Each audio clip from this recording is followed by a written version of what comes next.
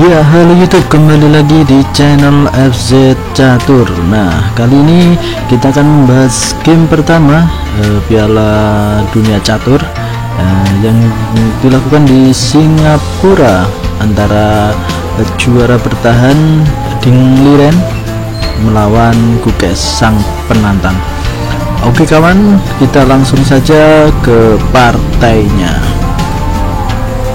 Di sini bisa kalian lihat Gukes memegang buah putih, penantangnya memegang buah putih, sedangkan juara dunia kita GM Ding Liren memegang buah hitam. Nah, kira-kira apa yang akan pembukaan apa yang akan dimainkan oleh putih? Langsung saja kita simak pembukaannya dengan E4.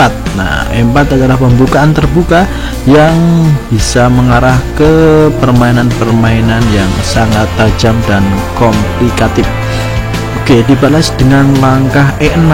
Nah, tentunya ini mengarah ke pembelaan atau pertahanan Prancis yang cukup populer dengan menggerakkan pion ke E6. Dibalas dengan langkah D4, penguasaan petak pusat. Nah, petak pusat ini kawan ya, ada 4 petak di sini, ini namanya petak pusat, dan di sini teman-teman bisa lihat, nah, petak pusat diduduki oleh putih. Nah, ini adalah penguasaan yang baik oleh putih. Dibalas dengan langkah D5. Nah, ini juga ingin menduduki petak pusat dengan langkah D5 ini. Bagaimana putih meresponnya dan variasi apa yang dipilih oleh putih kawan, kita lihat saja. Dan ternyata kuda ke C3. Nah, kuda di C3 ini, nah ini adalah variasi Paulsen. Nah, ada seorang pemain catur namanya Paulsen. Nah, dia menggerakkan kuda ini dari B ke C3. Nah, ini salah satu variasi Paulsen. Ada banyak sekali kawan ya variasi yang bisa kalian ambil ketika kalian melawan pertahanan Prancis, seperti mendorong pion ya, tetap mendorong kuda, dan juga ataupun banyak sekali mendorong pion yang ada di sini juga baik kawan. Oke, kita lanjut ke permainannya. Dibalas dengan kuda ke F6. Nah, mengizinkan pion untuk mendorong, mengusir kuda, dan salah satu benar saja, pion didorong dan kuda akan ke D7 kawan ya. Nah, di sini pion didorong, nah menguasai petak center di sini kawan. Nah, ada petak center di sini dikuasai kawan ya. Nah, sangat bagus sekali untuk putih kawan, menguasai petak-petak pusat dari pion-pion ini ya, saling mendukung, menciptakan pion yang sangat kuat di sini kawan. Nah, ini putih sudah mendominasi dan bisa kalian lihat di evaluasi barnya. Nah, ini cukup unggul bagi putih ya, melihat posisi seperti ini kawan. Tapi ini adalah game yang masih berlanjut. Nah, ya, didoronglah pion. Nah, ini tujuannya apa? Yaitu untuk merusak pertahanan putih yang sudah cukup kuat di pusat, maka dia mendobrak dengan langkah C5. Oke, dilanjut dengan kuda, mempersiapkan kekuatan, kawan ya, antara dua pion kuatnya, memperkuat lagi nanti dengan mendorong pion di sini bisa juga kawan. Dibaris dengan langkah kuda ke C6. Nah, langkah kuda ini tentunya untuk memberikan pressing juga ke pion. Ini masih satu pembela, dua pembela kawan ya, masih belum bisa kawan ini. Kalau untuk di putih memperkuat ya pionnya apabila nanti ini didorong ke sini kawan. Nah, ada langkah A5. Nah, ini cukup unik kawan ya, salah satu variasi yang cukup unik sekali kawan ya, yaitu ini menyerang ya. Karena kita lihat bisa putih. Nah, putih kita lihat penyerangannya sudah jelas kawan ya, nanti di petak pusat sini kawan ya. Nah, sedangkan hitam, nah otomatis dia menguasai petak-petak yang masih kosong di sini kawan. Oke, lanjut lagi gamenya, kuda F3. Nah, ini masih dalam posisi pembukaan yang masih wajar-wajar saja, karena dia ingin melindungi pion yang ada di sini ya. Kuda ini mengontrol pion di sini. Nah ini cukup solid kawan ya, masih cukup kuat pion-pionnya kawan. Jadi apabila digempur, nah ini masih bisa terlindungi. Oke, mendorong pion. Nah ini cukup unik juga kawannya, karena melihat ini. Nah ini kalau tadi didorong, ini menguasai petak yang ada di sini kawan. Nah, seperti itu kawan. Oke, menambah pertahanan di petak ini sebenarnya sudah kuat sekali kawan ya, karena dilindungi oleh 3 ini. Nah tapi ini menambahkan kekuatan ya apabila nanti petak D4 ini nanti diserang. Oke, lanjut gajah ke E7. Nah tujuannya apa? Tentunya ingin gelar rokade kawan ya, karena kita lihat penyerangannya ke arah sini belum berpusat ke arah sayap raja, maka hitam bisa dikatakan cukup aman untuk melakukan rokade.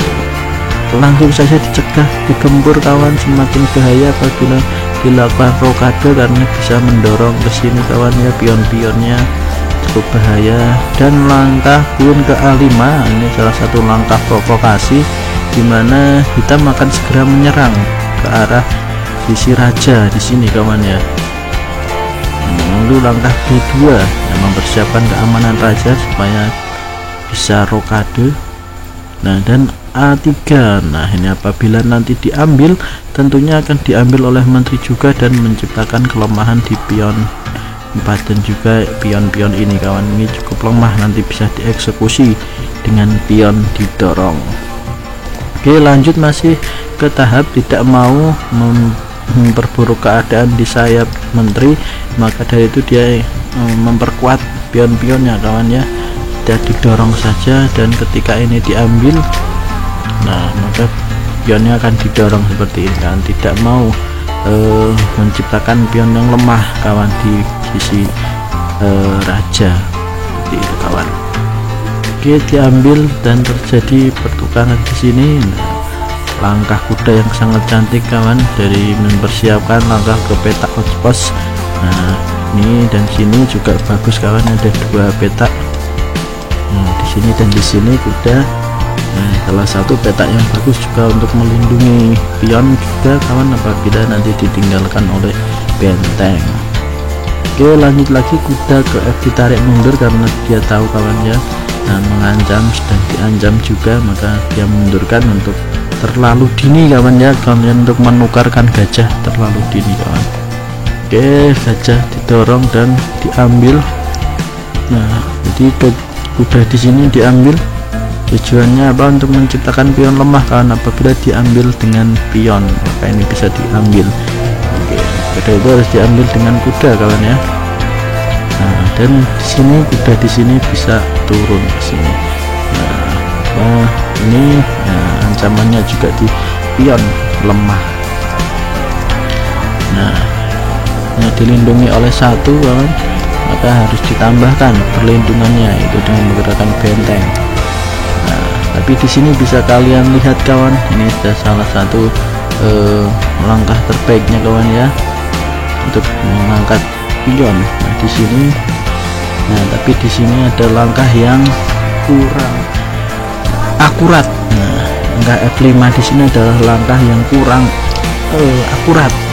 Nah kenapa langkah di sini kurang akurat kawan ya? Karena di sini akan menciptakan ruang kosong ya. Nah pion ini nanti didorong, bisa menciptakan kelemahan sendiri untuk hitam. Dan juga apabila ini tidak diambil, ini juga akan bisa maju mengancam gajah dan mengancam keamanan raja karena belum rokade.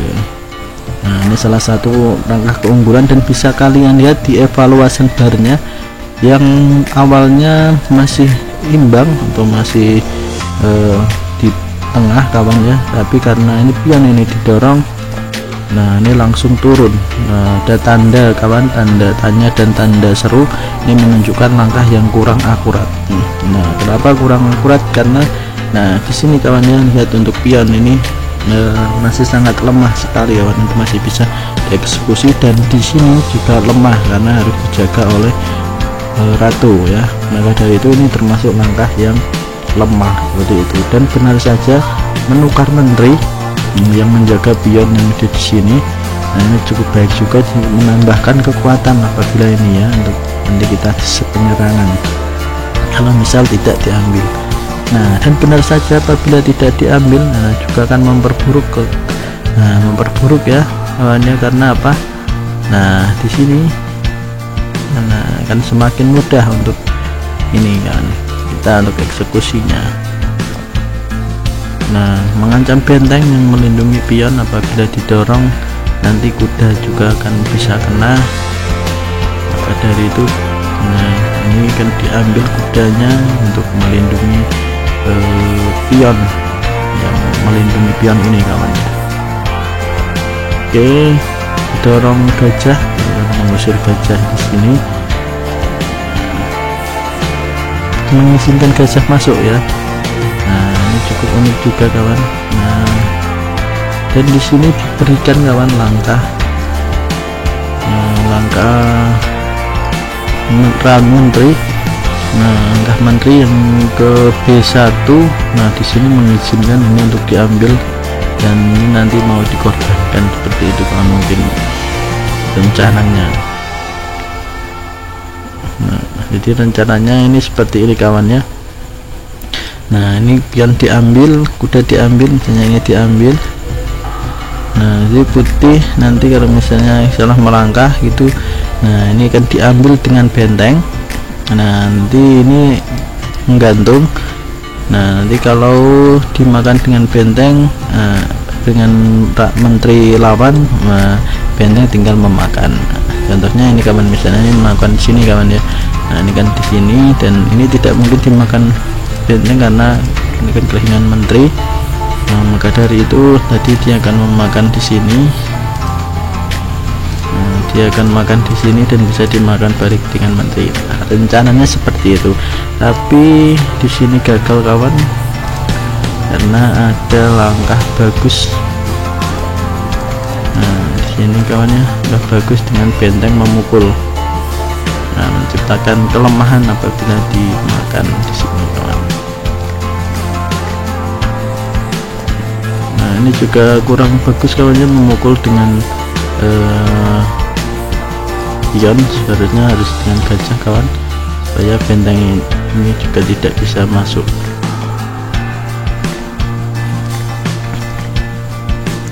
Nah, di sini ada langkah yang kurang akurat lagi kawan dari Gukes, yaitu dengan menggerakkan menterinya naik ke atas. Nah, ini otomatis mengizinkan pion untuk semakin masuk, dorong. Nah, di sini pion bebas kawan ya, dua pion bebas di sini cukup berbahaya sekali, dan pion di sini juga masih dalam ancamannya. Nah, di sini menawarkan pertukaran tapi ditolak. Ini ada sedikit trik. Nah, di sini ya ini ada ancaman. Nah, ini juga ada ancaman. Nah, apabila nanti misal putih tertarik mengambil, maka ini juga akan dimakan dan ini akan kena kawan. Ini masih tergolong cukup aman kawan apabila misalnya seperti ini, misalnya dimakan. Nah, seperti ini apabila dimakan balik juga ini tidak berani kawan ya. Nah, jadi ini sebenarnya unggul untuk putih kawan ya. Nah, di sini dan ini ada memang dikorbankan kawan ya. Nah, di sini menyerang pion. Ada langkah yang kurang akurat juga di sini. Nah, menyerang ini karena mengizinkan ini untuk masuk dan menyerang raja seperti ini kawan. Nah, ini menyerang raja nanti bisa diserang ke sini kawan. Nah, tapi di sini ada satu tip. Nah, seperti ini. Nah, ini masih bisa masuk. Hitam semakin mengancam, dan di sini meskipun masih punya pasang gajah yang aktif, tapi ini tidak bisa karena di sini kan ditukar dan nanti skakmat ataupun skakmat di sini kawan. Nah, yang bahaya. Nah, itu kawan game dari Gukes melawan Dingliren. Nah, sama-sama cukup indah kawan ya, meskipun punya gajah, pasang gajah, tapi belum bisa melakukan sang Gukes. Dan di sini Gukes juga Dingliren juga masih punya spion yang akan siap promosi apabila nanti ditukar, seperti itu kawan. Oke, itu saja yang bisa kita simak di game pertama antara Dingliren melawan Gukes, dan selamat kepada Dingliren yang masih memegang rekornya ya, yang tak tertandingi sebagai juara dunia. Itu kawan, terus semangat belajar catur, salam catur, gen una sumus, kita satu keluarga.